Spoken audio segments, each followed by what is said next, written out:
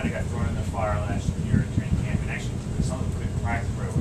What kind of advantage will they have now that they've gone through it? They'll be able to come in here and go right away. Yeah, well, listen, I mean, you heard their comments during the OTAs. Oh man, this was great. The OTAs were great. We had an opportunity to slow things down and learn, and so I think you'll hear that same thing through this camp. I think this will be a positive thing for them.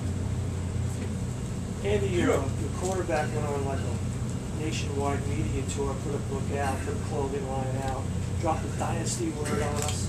What was your reaction to all that? First thing I thought about was he sounded like Sal Palantonio. This great sports reporter for ESPN. Did you get a little swag from his clothing line? Did you Yeah, swag.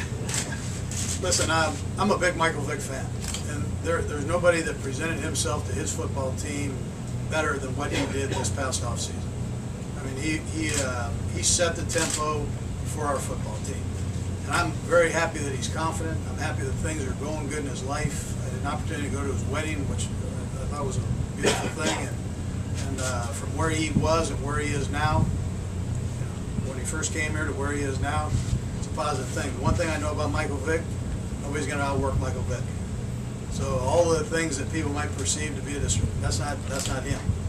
He is all in, and he's all about winning football games. Did you cringe at all at Dream Team last year, Dynasty word this year? Did you say, let's not go in that direction? Well, listen, I know Derek Gunn fairly well, so Derek was doing the interview, I presume, and so they were talking. I mean, that's one of Derek's strengths. I mean, he's able to talk with the players, and Michael mentioned a few teams there, and Derek said, "Does that present you a dynasty?" And Michael said, "Hey, if that's what it is, let's go. I'm all in for a dynasty." So that's all right. I'm okay with that. I know the player though. I know this player, and I know what he loves challenges. He's as competitive as anybody you've ever been around, and he wants to win, and he's willing to do whatever it takes physically and mentally to do that. So you can't help but love that as a coach. Do you think that there's a lot of people ran with the Dream Team comment last year and some of the other stuff? Do you think it just opens up you guys for more? Well, listen, I think if you know the two different players there. I mean, okay, so when that was a new player coming into town here, it was a different situation. He did it, without any communication into that or know-how into that. So I don't see that as I'm not worried about that. I'm not worried about that. How about you, Andy?